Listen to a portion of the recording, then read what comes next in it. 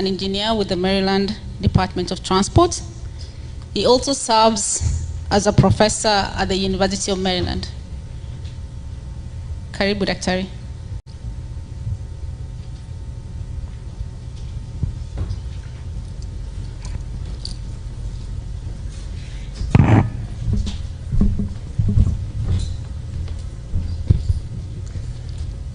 Thank you for coming here, and I welcome our guests, although some have left. Dr. Maronga, it's good to see you again after a long time. I'm here to speak about what I do, what I've done for some time now, about 20 years. I work for the state, and my area of emphasis is traffic control design.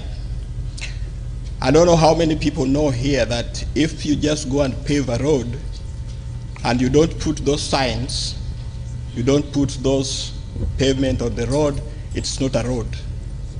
Because a road that cannot control how traffic use it is not really a road, and that is the emphasis of what I do.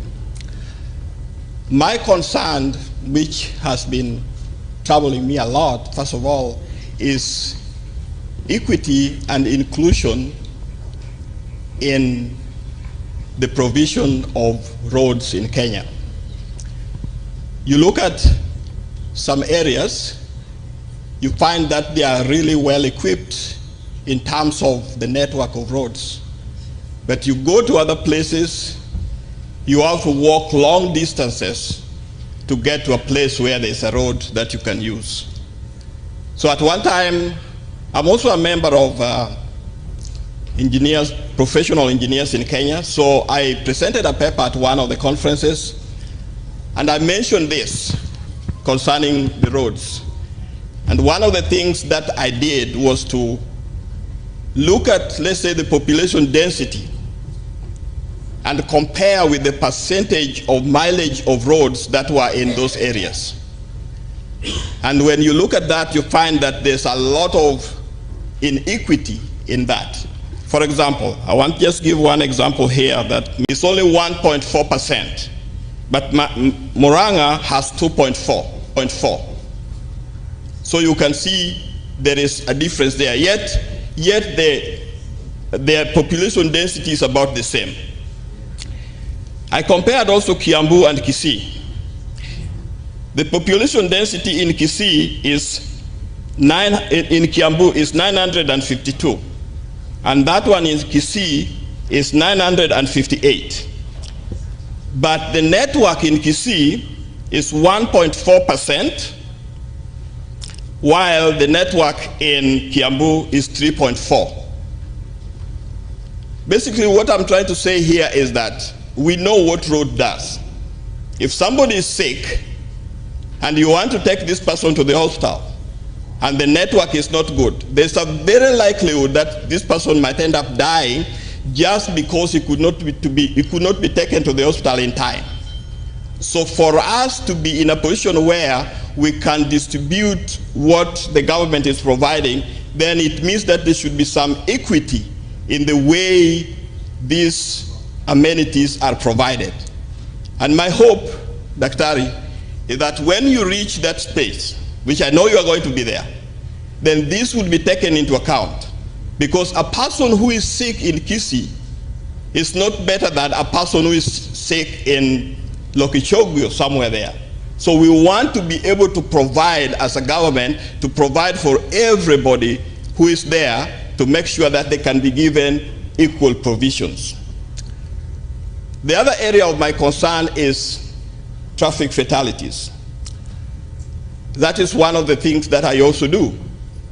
Here in Maryland, for example, I looked at another statistics which can help us to understand what I'm talking about.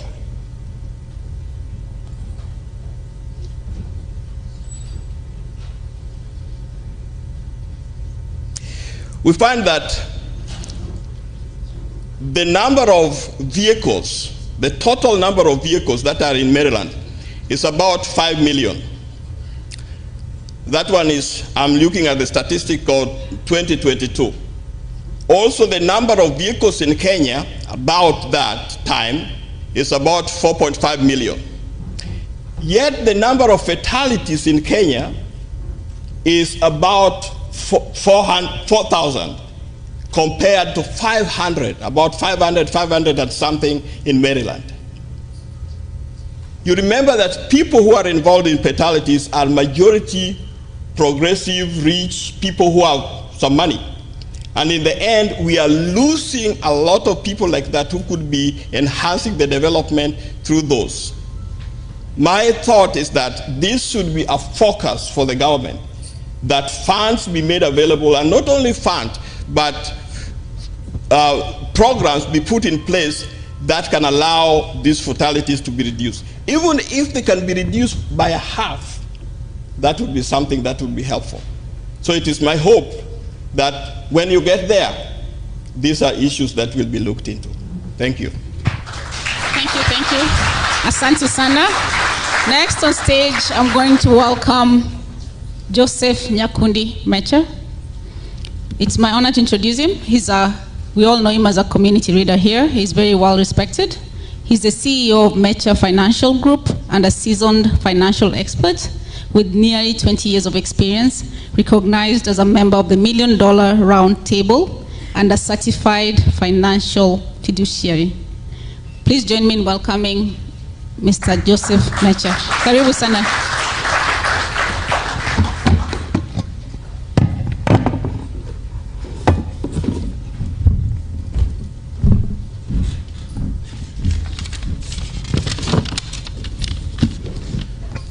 Good evening, everyone. Matiang'i he? Matiang'i ha? Arambe! Arambe!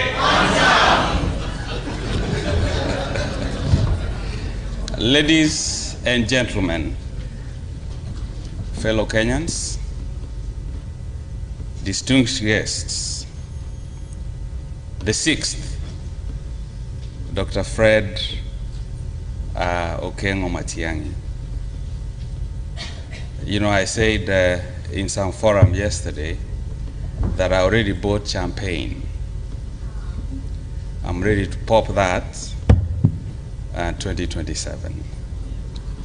My name is Joseph Nyakundi Mecha, a proud son of Kenya, a husband, a father, a business leader, and a committed community organizer in the DMV area. So tonight, I rise not only with pride, but with purpose. As a Kenyan, or as Kenyans in the diaspora, we know the price of progress. Personally, I came to this country, I immigrated to this country in the year 2000. You know, you remember those, except the Gen Zs, it was during the KANU era. You know what that meant. Our country, Kenya, is sliding to those dark times. We have built in this country, we have struggled, we have persevered. And like many back home, we yearn for leadership that reflects the values we hold dear. Integrity, discipline, vision, and results. Dr. Fred, I've watched him. Personally, I went to school in Kenya. I went to Moi University. I was a teacher at Kisumu Boys High School.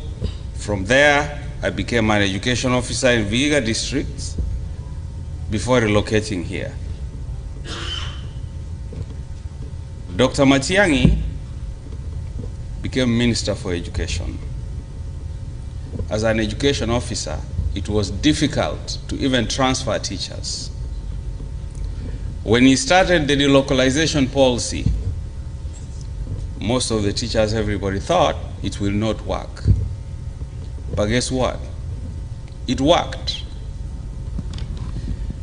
That's why I stand before you this evening to wholeheartedly endorse the sixth, Dr. Fred Okengo Matiang'i as the next president of the Republic of Kenya.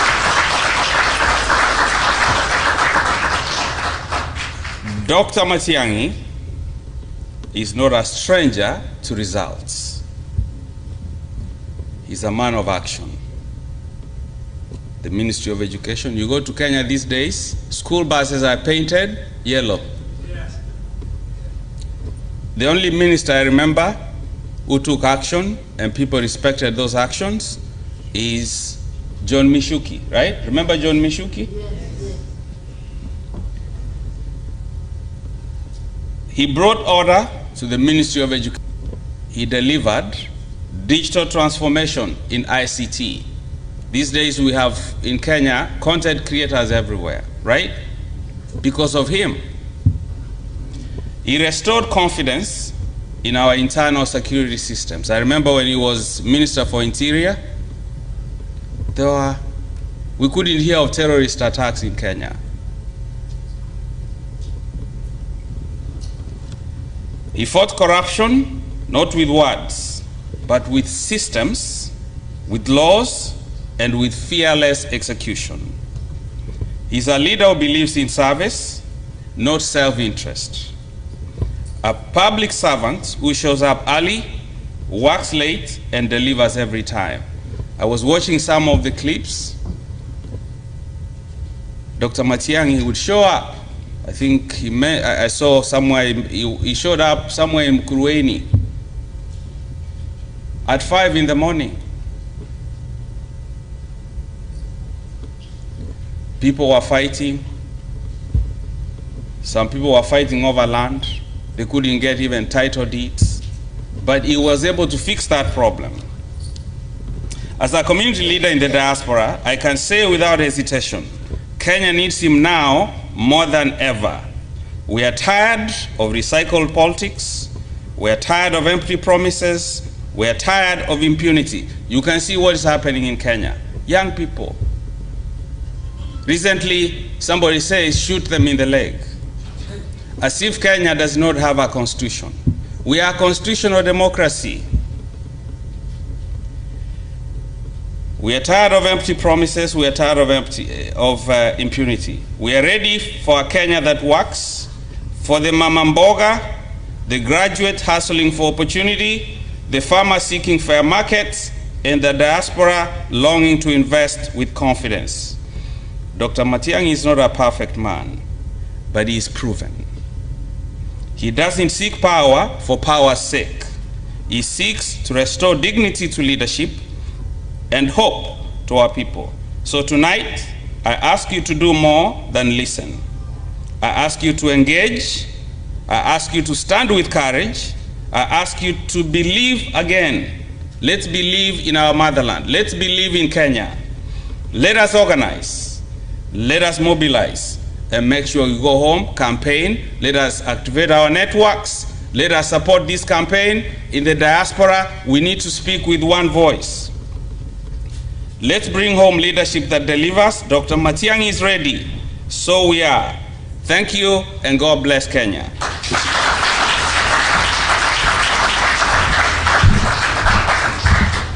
Thank you, thank you, thank you so much. Today I've learned one thing. Ukisema harambe, tunasema? Thank you, Mecha. Thank you so much. On stage, I'm going to welcome my co-host again, Karanja Maura, who is an educator and long-term community leader in Baltimore. We all know that in 2022, he made history by running for Senate, elevating the visibility of Kenyan American community in Maryland politics. I think he's the best person to welcome tonight, our keynote speaker. Karibu sana Bwana Maura.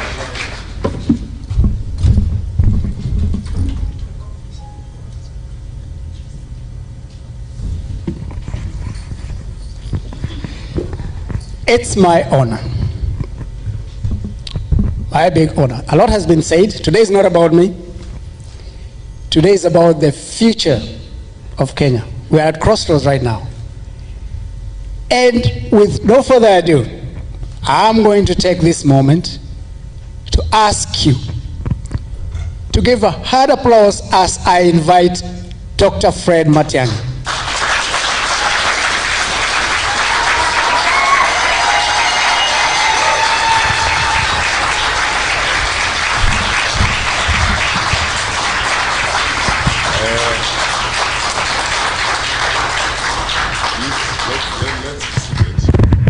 Let's be seated. Thank you very much indeed.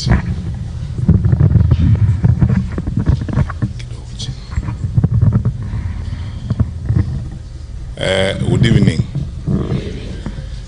I elected to speak from here, and I told the organizers to indulge me because proximity is very important. I want to be close to you as I engage with you. First of all, allow me to take this opportunity to thank the Lord for all of you wonderful people, especially the leaders of this DMV area. We had a meeting last night and had some dinner. I had an opportunity to listen to quite a number of you, and because we have been interacting, many of you have become very close friends, and we are always engaging. I will explain shortly what I intend to do in the next 1 year, 1.5 years. I am going to be on a listening mission, just such as I am today, meeting Kenyans in groups of 100 to 150 maximum, to have conversations with people about our country and about the thoughts I have and what I think would happen in our country. I'm not doing so because I do not know, or I do not have ideas of my own on what I think would happen. But I'm doing so because, quite frankly, I think a time has come for us to also change even the paradigms of how we manage leadership and how we engage public service, as it were. So I thank you very sincerely for this listening caucus this evening. That's how I'm looking at it. I have come here to listen. We need to change the top-bottom approach to public affairs, where leaders talk all the time, we give lectures all the time, as if we are the ones who know and others don't know, when in actual fact the people we are supposed to serve are yourselves, and you have ideas and you know what you want to happen to your country. But for the short time I'm going to be here, I'm very, very grateful to you wonderful people for the time you have taken to be here. I'm happy that I've met some of you I've not seen for a long time. I think the 2 years I've spent at the bank, I didn't have an opportunity to move around, obviously because of the constraints of work. But now, since I started having these listening activities in the US and having meetings, I met a group of about 150 people in Atlanta, just like yourselves, the other day in Texas, and now today I'm meeting with you, mainly leaders from this general area. So there are many things I could say, but Kathy, you speak for me in more. And Dr. Gola, the same thing. You speak for me too. And I will try as much as I can, if possible, to respond to some of the issues that you have raised and some of the points you have. But let me begin at this particular with this, because I think I have a responsibility as a public leader to say that, or as an aspiring public leader to say that. Chinua Achebe, long time ago, before even some audience were born, wrote a very small book entitled The Trouble with Nigeria. And the opening sentence of that book was, "The trouble with Nigeria is simply and squarely a failure of leadership." There's nothing wrong with Nigeria. There's nothing wrong with Nigerian water, Nigerian weather, or anything else. He said it's simply a failure of leadership. I think the first thing I would like to do tonight is something very practical that I've been dealing with in my own personal conversations with people since I came here. There are roughly I think, about 300,000 or so Kenyans in the US, Balos, isn't it? About 300,000 Kenyans. When it came to registering to vote, probably about 10,000 or so registered to vote out of those 300,000 Kenyans. There are about 2 or 3 polling stations.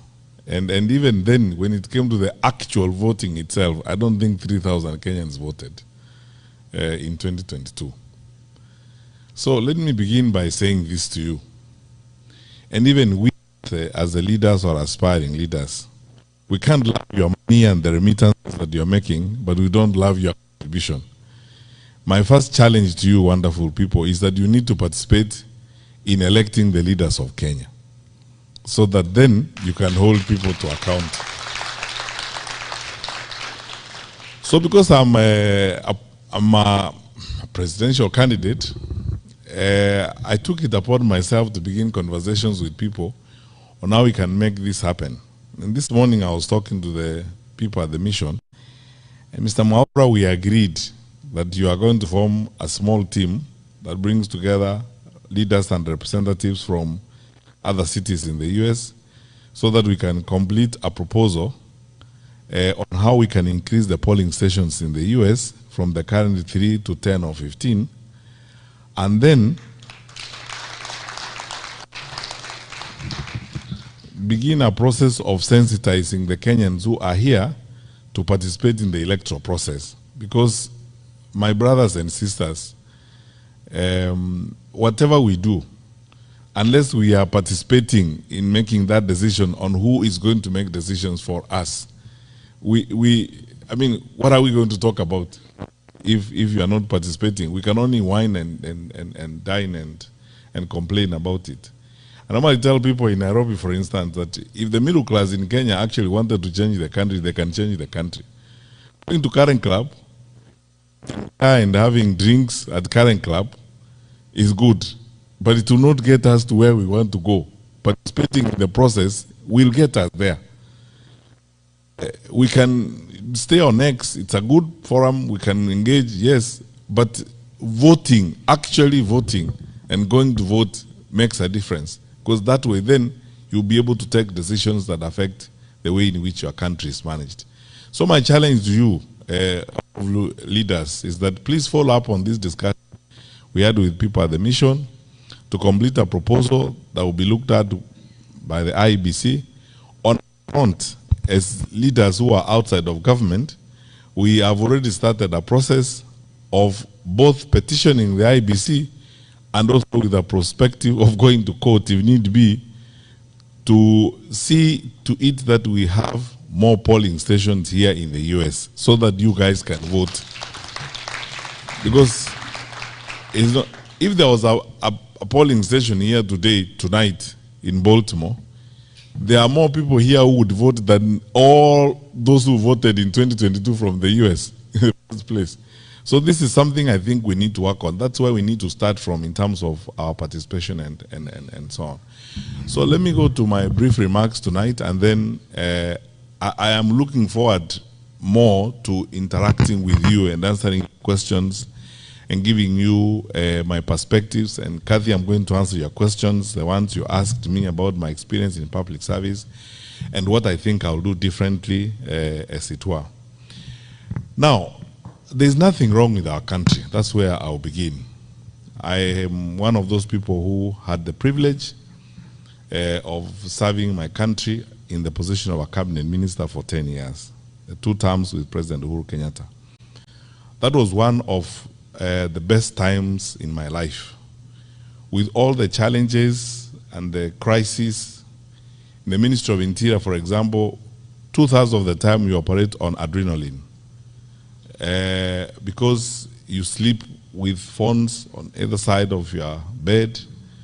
There's no single night that you'll go through the night without those phones ringing, and none of them calls you to wish you happy birthday or to wish you a good night's sleep. It's a crisis after crisis after crisis. A dam has burst out in Solai, in Nakuru, and it has swept down families. Nobody knows, even at that time when the regional commission doesn't know how many families have been swept down. and that is 11 o'clock at night. From then on, there's no night for you because you have got to gather the country together and make, decisions. Some crazy fellows have probably crossed the border and we have been tracing them and we have lost them. And chances are that they are likely to be terrorists and nobody can trace them. We have lost them a bit somewhere between one point of the border and another. You cannot go to sleep because you don't know where they are headed. Because if they get there before you get them, you know what's going to happen. So have the time. That is the kind of life that you lead. But I want to say this, and this is my testimony. I say this very sincerely from the bottom of my heart. I thank the Lord for every minute, every hour I served. And as I said, it's the best time in my life. We were not, we were not the most, perfect or ideal group of people, but by God's grace, we were able to do much. And then I got to know the country in ways I never knew it before I went to public service, and enjoy and love my people more than I loved them before I came in, because I came to go into people's lives, you meet ordinary people and their experiences on a day-to-day basis. Some of them are heart-wrenching, others are, inspiring, but it's all in a day's work, and it's a very exciting opportunity to serve. And for those of you who were with us last night, I spent a lot of time telling you about some of those experiences and how great they are and so on. So, since independence, nearly 63 years now, we've had self-rule, we've had 3 administrations, actually 4. This is the 5th administration. And in addition to peaceful transfer of power, we have been relatively stable, except for when we have had challenges such as we did in 2007, and when we have had security challenges of one kind or the other. We are the anchor state in East Africa, and on the Horn of Africa, that's how we are perceived. We are the most influential and probably consequential environment within the Horn of Africa. Believe me when I say this to you, because of my exposure and travel, we are some of the hardest working people on the continent. And, we have one of the most educated populations. The reason why people choose us for investment and so on is the leverage we have is the human resource capacity that we have in our country. So by and large, because I always start by telling people that even when we have political contestations and challenges as a country and as a group of people, the last thing we can do is talk down our country, because our country is our only home on earth, and we have a patriotic duty and a citizenship responsibility to always ensure that we draw a line between country and the leaders or the administrations that will come and go and that will change from time to time. Our country, by and large, is okay. The fundamentals of our country, right from independence, are such that we could do even much better than we are doing right now, which I'm going to come to shortly. But I have to say this to you, and if I didn't, I will be lying to you. We have very fundamental challenges in our country right now. As somebody who has served before and served in a very sensitive responsibility, I hate to break it to you, but this is the truth. I think our country is very close to the cliff, and we are facing very, very serious challenges. When you see the level of violence in the country, when you see citizens hijacking a police vehicle and driving it around, the anger and pain and frustration down below is unprecedented. I have not seen it before. Those of you who have come from Kenya recently, you can bear me out on this. The population is angry, frustrated, and especially disappointed because of unfulfilled promises, constant piling of lie after lie, failure in critical sections of our society and our economy. The challenges we are facing now in the education sector, nearly chaotic. No one knows what's going to happen next. Capitation not going to schools. I am told, because I speak to a lot of principals these days, that schools are going to close a bit early because of budgetary challenges and so on.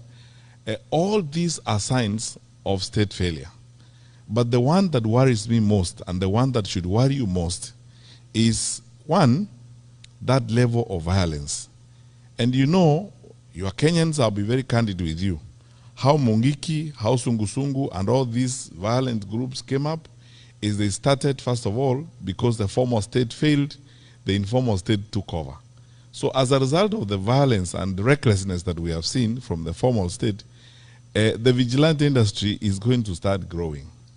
And if the vigilante industry grows, it means we are setting and moving to an element of anarchy.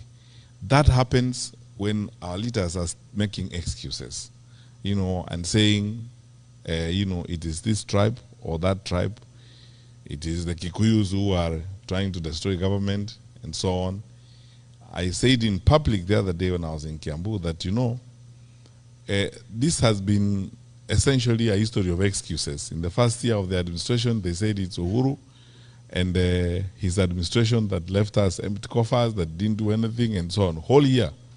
The following year, it was Raila and Asmio and the Luos who are bringing maandamano and causing problems. Whole year gone. The third year, it is ni Wakikuyu wanataka kuharibu serikali. The fourth year, it will be ni Wakisi na Wakamba na Waluya wanataka kuharibu serikali, and so on and so forth. That's why I said there's nothing wrong with our country, except that we elected through a democratic process incapable leaders who clearly, sometimes you wonder whether they had a plan to govern or they had a plan to do something else. Because if they had a plan to govern, we will not be in the state in which we are. And now, I want to answer the first question, Kathy, you asked. What would be the difference? I want to be absolutely frank with you. I am here and I am interested in running because I believe that I will offer better management and better coordination of government than what we are seeing.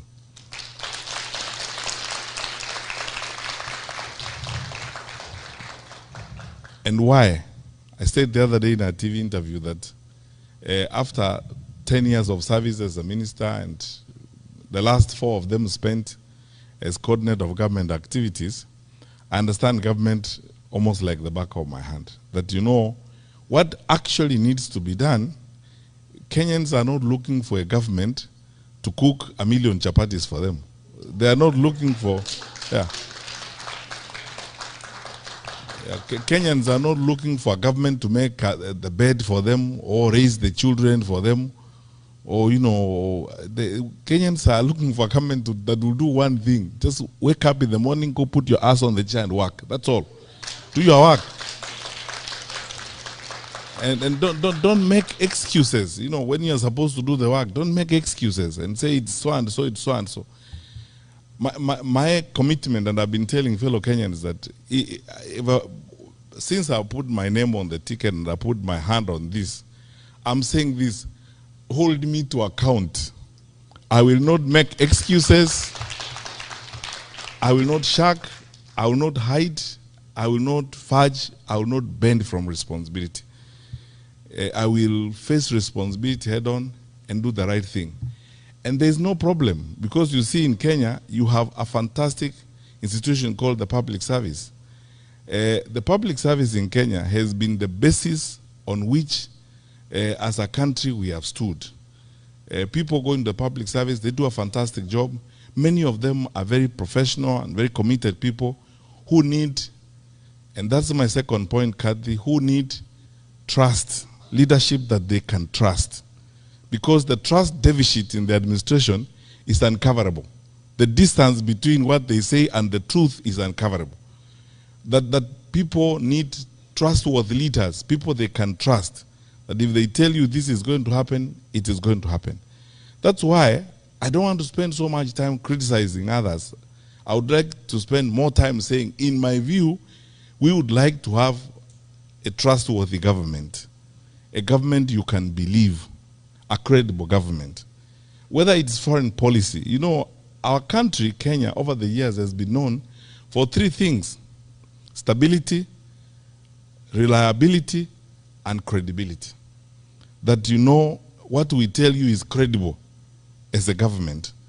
The reason why we are an anchor state in the Horn of Africa and in East Africa is because our neighbors trust us. Over the years, they have trusted us. The largest UN office in the South is in Nairobi. We have very credible relations with the United Nations High Commissioner for Refugees. How on earth can we be the ones arresting opposition leaders and returning them at night to their countries? These things are hurtful to our image as a country. They affect our citizens, especially those of you who live outside the country. If today you were a consultant, a Kenyan consultant in Khartoum, working for a UN agency, how would you be comfortable when that government probably thinks you are a citizen of a hostile country? And it is unnecessary, the things we need to do. So, Kathy, I think the difference would be, I am interested in, and I believe there are many people in Kenya who are looking forward to honest and trustworthy leaders, people they can believe and people they can trust. All of you wonderful people grew up in an environment where you know viongozi wa kitaifa, wakubwa wa serikali, wakizungumza mahali pale waseme, kuanzia mwaka ujao, mpango wa elimu utakuwa namna hii. Kila mtu anaamini hakika, hivyo ndivyo itakuwa. Lakini tuseme ukweli, leo watu wakisimama pale, ahadi tumepata ahadi kama maelfu sijui 15 na hakuna hata moja, nothing. In 2022, just before the elections, I was invited to a meeting by Archbishop Olesabit and the Anglican bishops. And I spoke to them in this video clip that has been doing rounds all over. The bishops asked me questions about, you know, the budget, saying 5 billion, 2 billion to see border, I don't know which billion is to who.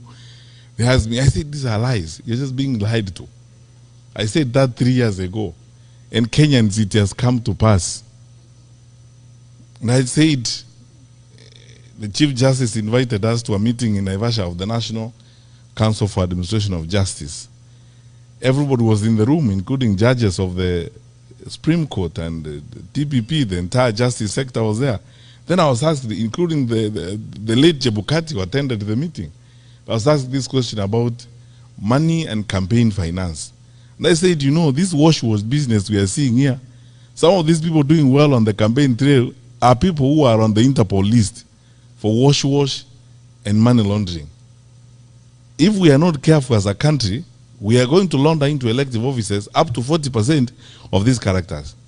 And we will pay a price for it. Today, my colleagues, those of you who are in the finance sector, you know we have been grey-listed. 3 weeks ago, the EU also listed us as an insecure financial transaction environment.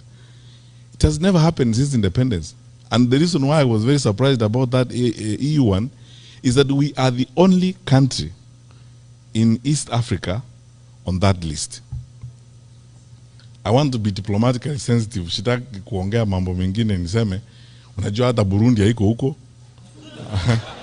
Ta Somalia haiko huko. Sisi tu ndio tuko huko kwa East Africa. Sisi ndio tumeandikwa hapo. Tunafanya ujeuri wa fedha pia tunafanya. So these are the issues. This is the reason why I would like to run for president, because I believe our country deserves and should get better. Our country deserves and should get better leadership, in my view. And you're not going to bring it from Mars or from Jupiter. The people are there. They are willing and ready to serve their country. What they need are leaders who will go and work. I have not arrived from heaven myself. And you know, I am not one of those who carry around a big Bible ambayo inaweza kukuangusha. I go to churches there every day, singing songs, hymns, trying to pretend that I am holy. I am a sinner like you. It's just that I am a realistic sinner who will say,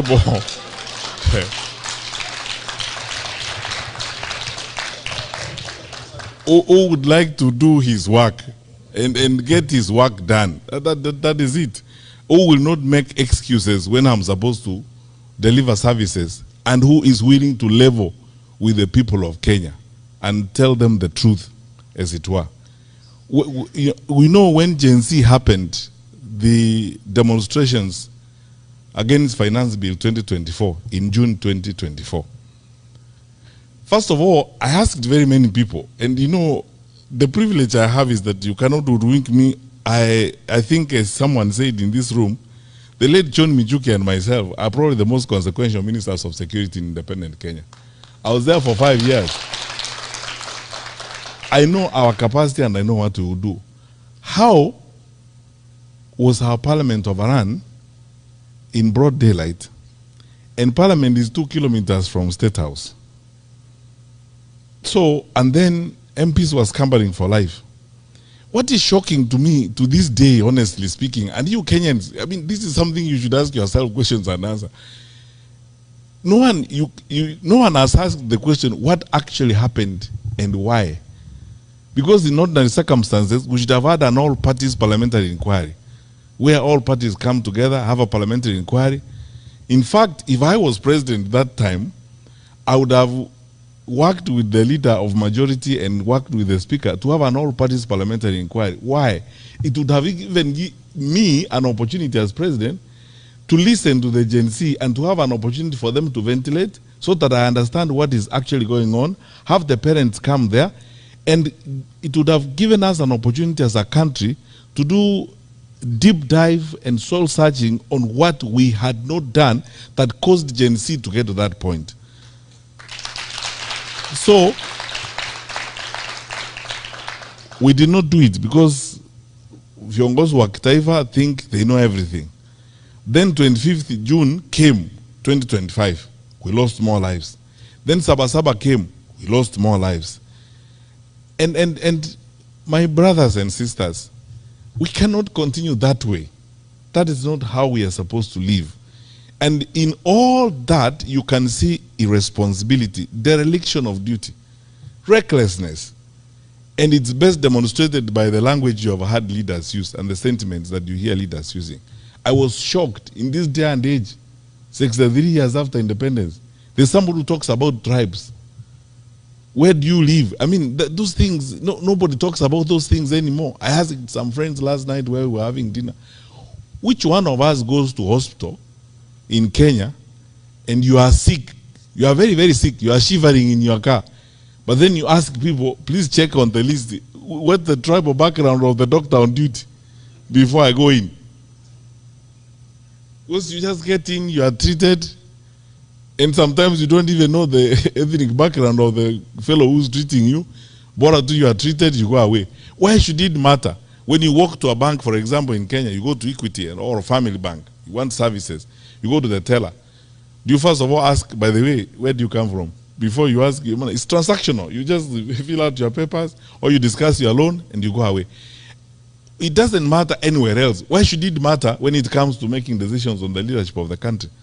It's because some of us tuko na shida fulani sijui ni ya kurogwa ya huko nyuma, which we should never ever ever as a country accept. And that's why the young people in this audience who are listening to me, Gen Z is an opportunity to step into the third wave or the third generation of leadership in Kenya, modern Kenya.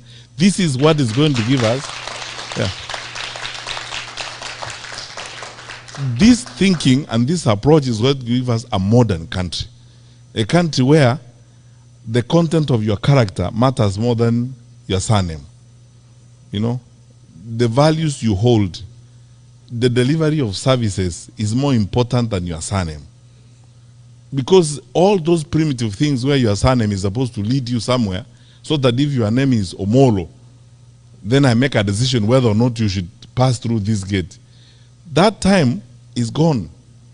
And Kenyans, let us not only resist, let us reject that kind of attitude. So, I'll speak about this until the cows come home, but this is my vision. That one, we can put up, and I can promise, we can put up a credible government that can be trusted, that will ensure the stability of the country, that is reliable. We will not do some of those things that will hurt the image of our country.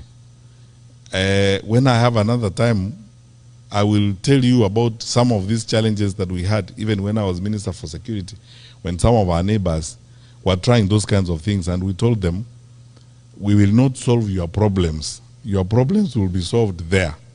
Don't drag us into your quarrels. Everyone is free to come to Kenya and have fun, as long as they don't break our laws. If you break our laws, that's a different story. But if you're just coming to do business in Nairobi, have a girlfriend in Nairobi, do whatever, you are free. Do business here, put up a whatever, that's fine. That's what our country is supposed to be, because we want to be honorable and respectable members of the international community. And we are signatories to all those conventions, including the protection of human rights and stuff like that. That's what I hope we would do as a government. We would sit down and reorganize the education sector that is chaotic. Imagine, how can you not be frustrated if you are a young university student? You don't know when you're going to have help to start with. You don't know when the semester is beginning or ending. You do not know whether you're going to do exams or not. Statements fly left, right, and center from the ministry on your fate. You don't know which one to believe. The one that came out today, the one that was made by the minister, or the one that was made by the president. You don't know. Chaotic. How are you supposed to live your life? Yet, you know, in a sector like that, you're supposed to have a sense of predictability to move forward.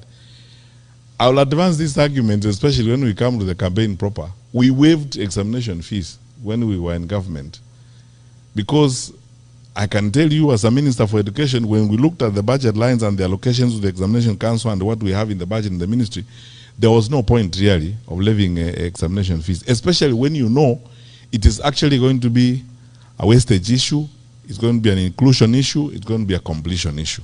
For the educators in the room, like Dr. Weche, you know what that means is that there are people who are not going to do exams because they can't afford 5,700. And if they stop there, that is wastage. All the resources we are putting to educate them is wasted. And these people's lives is messed up. It means it is going to exclude some people. That's why it's an inclusion issue. Only those who are well-to-do will be able to do that. It means it's also a completion issue, because you see, you're going to start having dropouts as a result of this kind of bottlenecks. These are barriers to educational completion, as it were, and the educators in the room will understand what I mean. That is a way that affects the human resources we have for our country. I don't know whether I can be crazy enough to do those kinds of things in society. We would like to run a government that will pay attention to that, because that is, for us in Kenya, education is our gold mine, because that is how we train, and that is the foremost resource we have, and that is the leverage we have for growth and development. Go anywhere in this world, anywhere in this world, you will find Kenyans there, educated Kenyans working in all these international organizations. Sylvia, my colleague, is here. From next week, I'll call her my former colleague when my notice for the bank expires, from the World Bank. And they will tell you, there we have several economists. We are actually one of the few African countries, I can say that authoritatively, that have contributed significantly to the capacities that you have even at the bank here. It's because of our education. That is one thing we cannot miss. We need to address it, and we'll sort it out. We will secure the country and ensure that, you know, it is yani ni aibu ya ajabu. The people are walking around in the capital city of our country, in the capital, not then in the capital city of our country, carrying rungus and sticks and kicking doors, businesses, and so on. There are banana republics that are better than that. We cannot allow that. My brothers and sisters, let us all come together and ensure this does not happen as we go forward, so that we strengthen ourselves and strengthen our country. But you know, finally, and this is the last segment of my remarks tonight, I have not lost hope, and I will not lose hope in my country. And I want to ask you, wonderful people, because when there are challenging times like this, it's very easy to be tempted to lose hope, to give up on your country. And for you especially who are here in the United States of America, like Kathy said, you go there, kukidoka, unarudi. Then you say, acha nikae tu. Then you are not going back, you are here, and everything seems to work one way or the other here. You drive to the seaside and have a nice weekend, get your friends on Thanksgiving Day and have a barbecue and stuff like that. That's fine. But look, even this one was built and it got here because people made sacrifices. So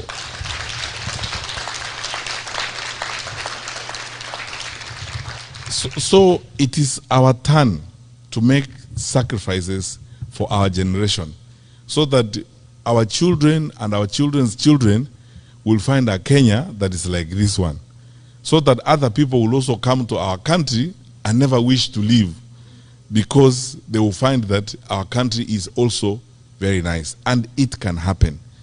And the reason why I have this hope is because I can speak with authority. I know my country, I know my people, I know my fellow citizens. We are better people than this.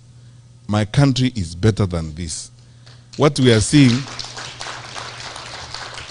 and the behavior of the people you see in administration and so on is not who we are as a people. That does not reflect the true picture of Kenya.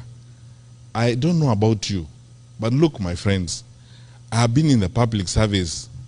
I have seen police officers cross swollen rivers with examination sheets on their heads or on the side, walking through. They're not paid additional fees for that, protecting those papers and ensuring that those papers are not messed up. During Corona, I went to some place beyond Embakasi to thank some Kenyan women who had decided on their own volition, nobody asked them, government did not ask them, to cook for police officers who were manning the roadblock at that time. Two of them lawyers in Machakos. They had come together, organized themselves, and they were supplying food to those police officers, cooking for them every day. They actually created a makeshift kitchen. The government did not give them budget to do that. They volunteered, they mobilized women, and they were cooking for the police officers there every day. I went to Limuru at 1 a.m. at night, one time, with my colleague Mutai Kawe, who was then Minister for Health, to a police roadblock. And I found women from the local shops serving those police officers with tea and bringing bread. Government did not ask them. The Kenya Association of Manufacturers, Phyllis Wakiaga and Company, putting private sector people together to contribute water tanks for police stations and soap so that police officers can wash their hands to deal with infection at that particular time. I have seen with my eyes how Kenyans turn up when we have a disaster, donating blood, when we call for food donations, when we have a challenge. Kenyans turning up in their numbers to contribute food. During Corona, we wouldn't have succeeded were it not for the big support we got from the private sector. The private sector team, chaired by Madam Karuku from East African Breweries, and bringing together all these people, committed, attending meetings every day without asking for sitting allowance, and guiding us and working with the government to secure the lives of our people. We are a great country, and we can do many things. I have worked with public servants who will not ask a question if you ask them to come to work over the weekend. As long as you are trustworthy enough, you respect them and take their advice, and don't politicize their decisions or try to create funny games of parachuting people because they come from your tribe and promote them and that kind of rubbish. Public servants who are committed and focused on serving their country. Our country is great. We are better people. So because of that, don't lose hope. We will rise again. We will cross the bridge. And this momentary challenge we have because of some challenges with some of our leaders, we will overcome it and build and move forward. After COVID, we said we will build big and better, and we will go forward. We are the long distance running country. So we are resilient. We will do well as we move forward. So all I ask you, my brothers and sisters, is this. Let's go beyond these nice conversations we have. Mwaura, let us finish that petition. Let us have additional polling stations here in the US. Wake up in the morning and vote and determine your leaders. Do not complain and write nice stories about what is not working. It is good to say that because we need those views. But you could actually make it even better by casting a vote and making a decision, and encourage your brothers and sisters back home to participate in the electoral process, to reject violence, reject the temptations to be divided, and reject all this Kasumba Mbaya that is being brought to us because of incompetence. You know, when people are incompetent and they are not able to work, they make excuses, you know, from morning up to evening. The first time they open their mouth, they say it is Mwaura. It was, bro, you know, it is Mwaura who's not doing his work. Next time they tell you it is Major, you know, and so on and so forth. And the work is looking at them. The challenges are looking at them. They are there every day. And all they need to do is just go to work, sit down, put people together and work. So that is how I think Kathy will make a difference.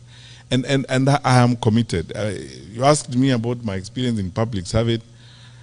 I've said it was a wonderful experience, and I succeeded because I trusted the people I worked with, and they trusted me. And every single day was essentially a celebration of our nationhood everywhere you go. Whether you meet rural folk or people, you know, sometimes I was telling some friends last night that one thing that I am going to have to learn to live with in this thing I'm now doing, that, you know, I never thought I would actually first of all go into politics and start campaigning and looking for votes. Now I'm here. Sometimes it's an emotional experience, to be honest with you. You know, like when I went to Kiambu, you know, Kenyans are really wonderful people. You meet these women, these ordinary women. Some of them are actually walking bare feet. And if you even sit down with them, they actually know what the country needs, and they talk to you very responsibly and very nicely. Those people are not wheeler dealers, they are not cartels, they are not wash guys. They just want a peaceful and stable country. End of story. So, you know, tuache mambo mingi na story mingi. You know, let's get some work done. Now I keep telling our leaders, you know, every time they are sometimes even criticizing us and saying, oh, it's the opposition that is sponsoring violence. And I tell them, there is nobody in this world called opposition. People have names. Say it is Fred Matiang'i and give the evidence for it. Because even that blanket and general condemnation is part of that laziness and that recklessness and escapist behavior, as it were. Be direct and say who it is who is doing that kind of thing. There is nobody called opposition, as it were. Just say who it is who is supporting and provide the evidence for it. We are a mature country. We are better than this. We can do a lot of good things as a people. So, my wonderful people, join us, those of us who are walking this journey to making Kenya an even stronger, better, much more stable environment where we are all proud to be. Because I can guarantee you and I promise you, if we stick together and work the way we are working, our better days are ahead of us. So, our better days are ahead. So let's work together. I'm asking each one of you, when you have registered to vote for me. But I don't put a full stop there. I put a comma. I say vote for me, comma, and hold me to account. Yeah. And hold me to account, because this, I am not given to those types of stories. I used to enjoy driving in schools even at 6 in the morning and hanging out with the teachers and until the job is done. There isn't anything I cannot do if it is my assignment, if it is my work. And when Kenyans tell me about it, like I've had some of you refer to it tonight, please know this. I wasn't doing you a favor. You paid me to do it. So that is what you paid me to do.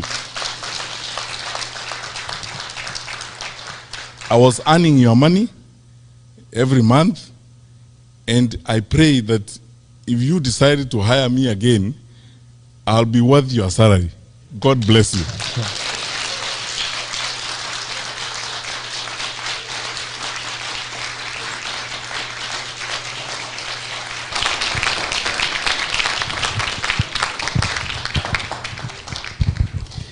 Thank you, sir. We can get seated.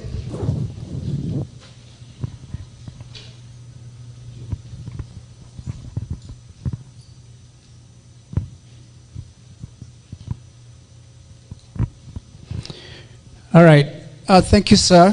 Thank you very much. And actually, I believe those who came here not convinced are convinced. And if you're not, we're going to have more meetings like this to make sure that you get convinced. Dr. Matiang'i has a history that if you Google it, don't listen to Baba Moore or Senator Moore. That's not enough. I'm biased in many ways. Just go check a little bit. Do a little homework. You know, look at the resumes of the people you're dealing with, a number of options. We're going to go to the question session. But there's one thing I want to say before we move on. If you really believe, and I know you do, that this is a journey to State House, you're going to act like you're a person who is already in State House. What do I mean by that? For one, we cannot be carrying those tribalism he mentioned right here, today, in your own area. Because let's to us, to this campaign, by the way we behave, the way we act. They're going to say these people are actually different. Their politics is different. And therefore they will be able to gravitate to us. The other day, and you've observed interviews of Dr. Matiang'i, he's not accusing others, attacking others, and using language insulting others. That is missing in his interviews. And it's intentional. So I would like us to be intentional also.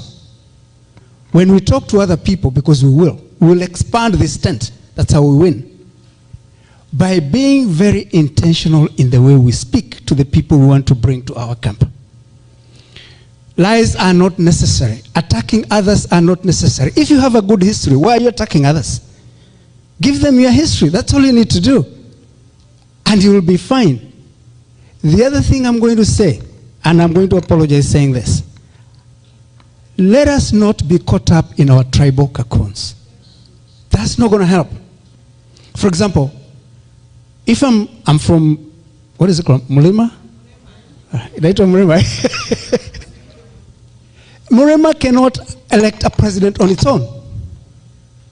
Just like Nyanza can't. For that reason, be very sensitive when you are talking to others and try to bring others in this camp. If we are going to make a good presidency, we have to start acting now, like a good presidency. So now, we're going to go to question and answers. I'm going to bring my very able secretary, SP. I've never had anybody called Spalatin, by the way. This guy is called Spalatin. Give him a clap, tafadhali.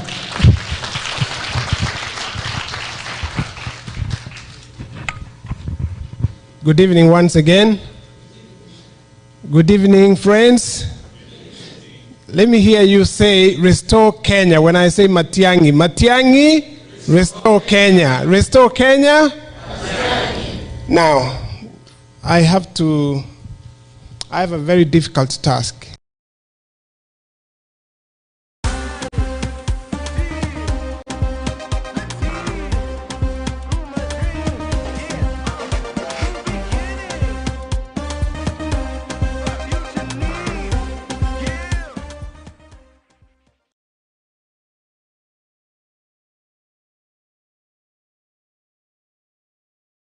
yesterday, there was planned meetings in Nakuru by one of the political parties, DCP party. The leaders were stranded. They couldn't access their various venues. They were involved in some altercation with the police. Let's listen to what they had to say. Watu wengine hapa Nakuru wamekuwa kiwamdanganya. Wanamwambia kura yake imebaki hapa Nakuru ati kwa sababu hapa ni Rift Valley. Hapa iko kura William Ruto. Iko kura William Ruto. Huyo jamaa tumesema kutoka kule Western, Rift Valley, Central, Coast, huyo jamaa paka aende nyumbani, si ndio? Tunataka kuwauliza maswali.